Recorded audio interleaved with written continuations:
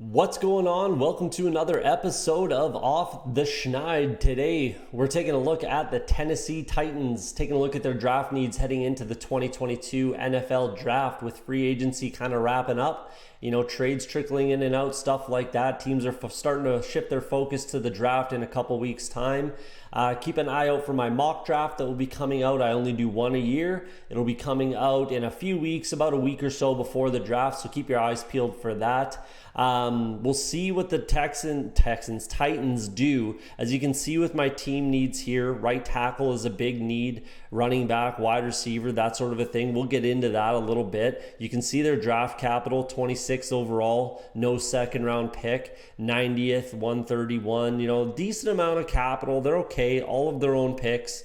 They can definitely get some difference makers. There's not a ton of holes. This is, it's the number one team in the AFC last year, realistically, even though they kind of got bounced in the playoffs by my team, the Bengals, but there's still a very good quality roster here, and there's not a ton of holes, but let's get into it. So we'll start at quarterback like we always do. We got Ryan Tannehill still here, obviously. I think they're going to have to start thinking about quarterback. It's not, any sort of a pressing need whatsoever, but they're going to have to start thinking about it. Start planning for the future. And I don't think it's anything in the next year or even two, but I'm not sure how many years he has left on his contract. I probably should have looked before saying that, but I think they're going to have to start at least just having in the back of their head that we're going to have to look at quarterback at some point.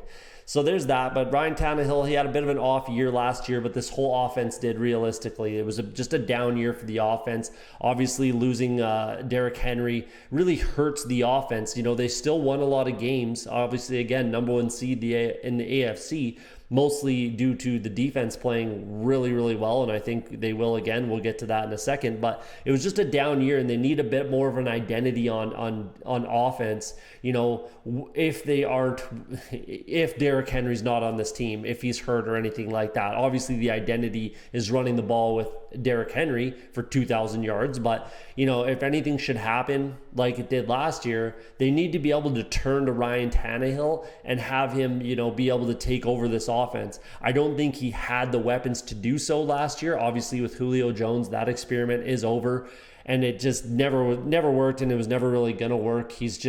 I think he's just a little bit broken at this point. His hamstrings are just gone.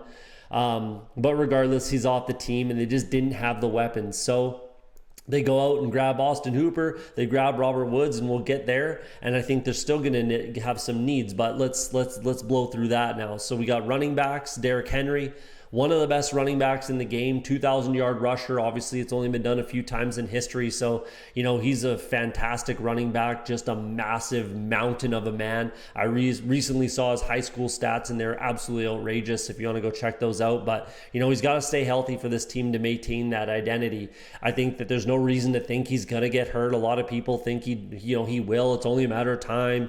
With all these touches, that kind of a thing. But nobody is like Derrick Henry. He is a freak. He is an absolute freak of nature with his speed and size. He's bigger, stronger, and faster than every linebacker in the NFL. I'm sure there's linebackers that would disagree with me on that, but you'd be wrong. Sorry to say, but you'd be wrong. Dontrell Hilliard had a good year last year. I really thought that they were going to keep Deontay Foreman and, have him as their backup because he's very similar to Derrick Henry, and we saw that last year. But he goes on to the Carolina Panthers, which is kind of strange to me. They already have Chuba Hubbard there, but either way, I think they're going to need a running back.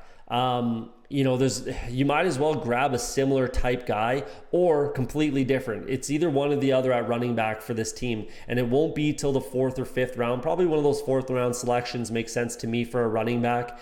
And like I said, you either grab a guy like, Hassan Haskins, who's slower, but pretty much exactly like Derrick Henry, or a guy like, Pierre Strong, who's very similar to, runs hard, but he's not nearly as big and can catch the ball. Or realistically, I don't think James Cook would be there in the 4th round. That's why I didn't say his name, but James Cook, a guy that's completely different from Derrick Henry, either exactly the same or completely different. That's where I'm at. So we'll see what they do. They're going to need a guy because Trenton Cannon ain't it.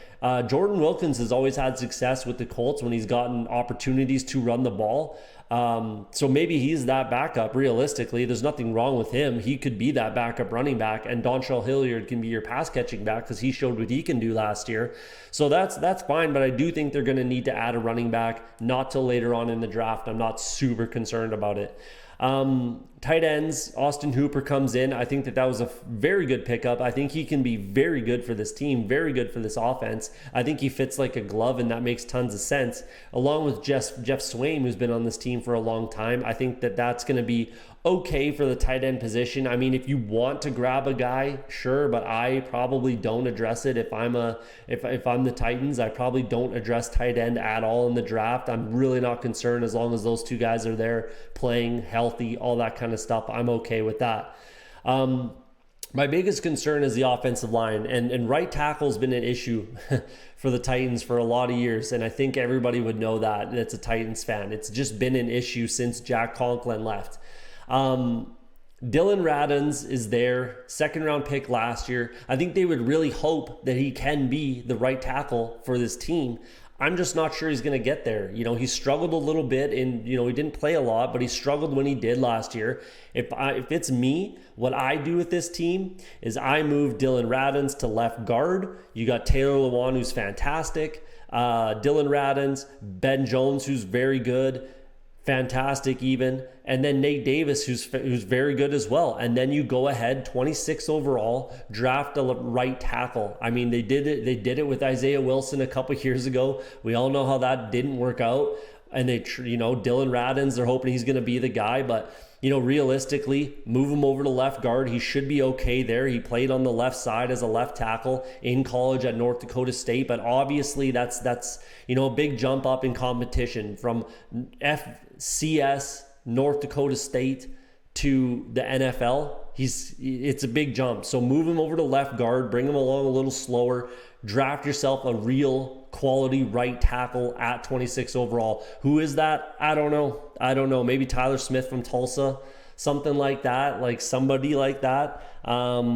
I don't know off the top of my head. If a guy like Trevor Penning is still there, I don't think he'll be there at 26. That's for sure. But if a guy like Trevor Penning is there, Raymond from Central Michigan, I don't like him personally, but a lot of people do. Maybe a guy like that, I think that's what they do at 26 overall. You finish out that offensive line and it completes it. It really does. They're going to need some depth behind that starting lineup, but I think that creates your best offensive line possible, in my opinion, unless Dylan Radins just is that right tackle. I just don't think he's quite going to get there. I really don't. So that's what I do if I'm running this offense and I'm piecing together my offensive line. Move to the wide receiver position.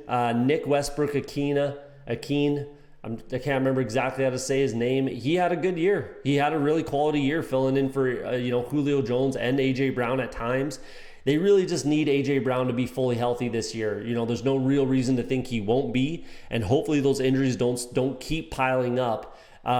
If he's healthy all year this year, he's absolutely a guy, 100%. And Bobby Trees, him coming in is massive for this team. I think he's going to be fantastic, but he tore his ACL last year and he is getting a little bit older. I think he's only 29, but it's just like you want to avoid that Julio Jones 2.0 thing happening with Robert Woods. And I don't think it'll happen. I think Robert Woods is going to be very good for this team, and he's going to be a very legitimate, number 2 wide receiver and a number 2 weapon for Ryan Tannehill. And I think that'll make this team that much better if that offensive line is in a good spot.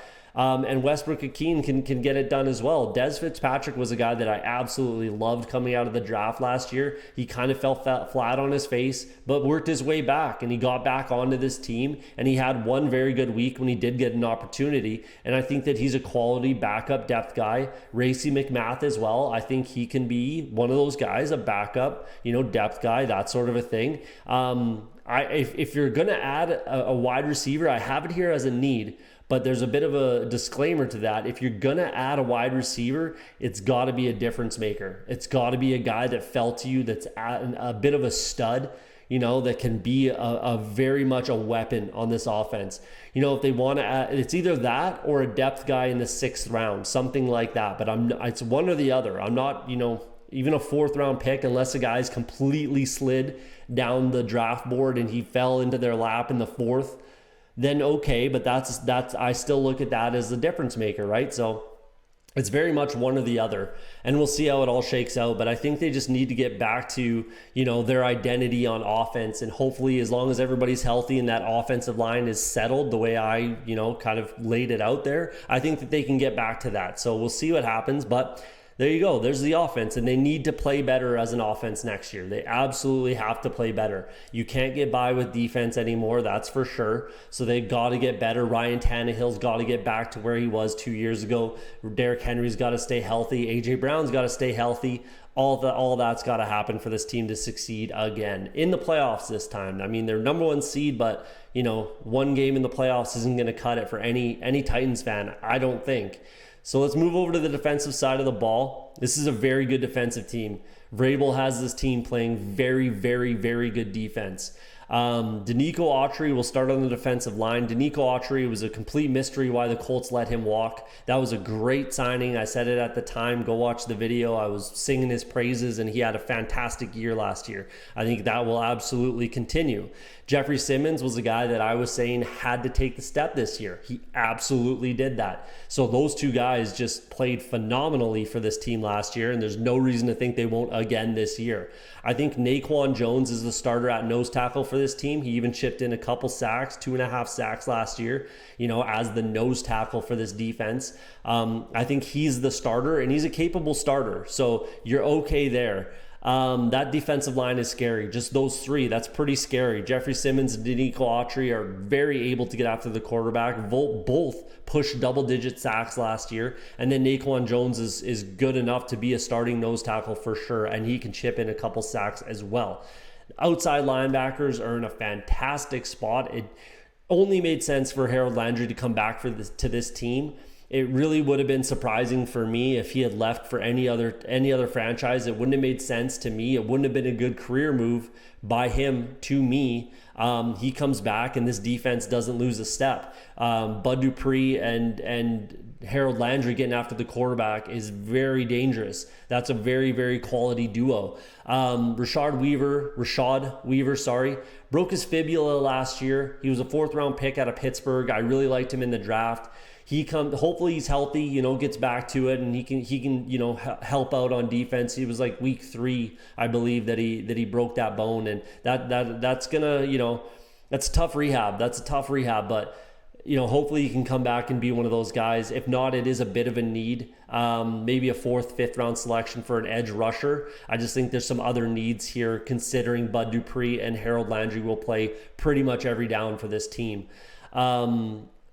Ola Odeia, hopefully I didn't destroy that name. He's okay as well. He can be a rotational guy, but they need another guy, whether that's Rashad Weaver or if they draft a guy to come in and help out. Moving back to the corners, I think that they're very good here. They're very good here. I do like Christian Fulton, who was a 2nd round pick a couple years ago. I like Caleb Farley quite a bit as well. He was their 1st round selection last year, and then 3rd round Elijah Molden last year. I think that was a steal in the 3rd round. A lot of people had him going in the 1st. I thought he was a 2nd round guy, ended up getting him in the 3rd. That's phenomenal value.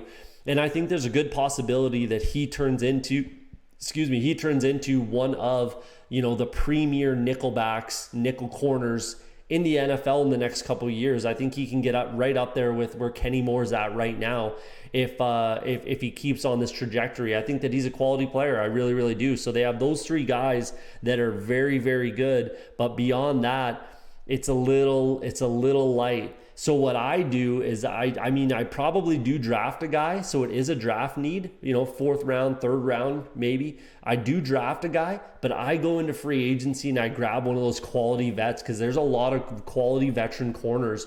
Joe Hayden might be a great fit here to come in and help these young guys continue to learn. And, Joe Hayden would come here. It's it's a Super Bowl roster. Realistically, it's built to win. It's built to go to the playoffs and give them a shot. So there's no reason why a guy like that wouldn't be interested in coming to this team. Quality vet who's been around and seen everything. That's what they need, I think, is a quality vet to come in that can play and help teach these guys how to be NFL players a little more. They're just all really, really young. I think they can all play for sure, but they're still young. So add a vet and maybe another young guy to come in that you can groom up and be a guy of the future, sort of a thing. Along with their safeties, their safeties are in a great spot too. I'm a big fan of Kevin Byard, always have been. He was an absolute steal, in the third round. I'm not going to say one of the better safeties in the game because he's not, but he's a fantastic leader and he's a very good player. He's a very, very good player. There's nothing wrong whatsoever with Kevin Byard. I'm not going to put him up there with the likes of, Jesse Bates or something like that, but he's a very quality safety in the NFL, and there's no drop off there whatsoever. And then Amani Hooker is a guy I really like. If he can stay healthy all year, he was very good when he was on the field, but he did have a little bit of health issues creep up, but he's fine as long as he can stay healthy. He's still very young as well, and a fourth round pick that, another bit of a steal. But they could add a safety again late in the draft, 6th round pick, something like that, or grab a guy in free agency, but it's really not a concern. This is a very, very, very, very quality defense as a unit. I didn't even touch on their inside linebackers. Geez, Zach Cunningham, who's a former, I think he led the league one year in tackles for the Texans. He's fantastic. David Long played great last year, 6th round pick. Monty Rice, he can get the job done. He was a quality pick. So, as a whole, as a unit, this is a fantastic defense, and it got really good really quick. So great drafting, great, development of those young guys. How many 4th, 5th, 6th round picks did I mention in this, right? And then they brought in some vets to just complete it, like Bud Dupree, Danico Autry, Zach Cunningham, right? And then if they bring in a veteran corner to help those young guys like a Joe Hayden, this defense is going to be one of the better units in the NFL, in my opinion, if they do kind of what I said type of thing. Not that I know everything, but that's what I think they should do, and I think it would make their team that much better. Let me know what you think in the comments. So there you go. There's your breakdown of the Tennessee Titans. Draft capital, draft needs, going through the depth chart, everything like that. Like I said, let me know what you think in the comments, but there's your breakdown for the 2022 Tennessee Titans.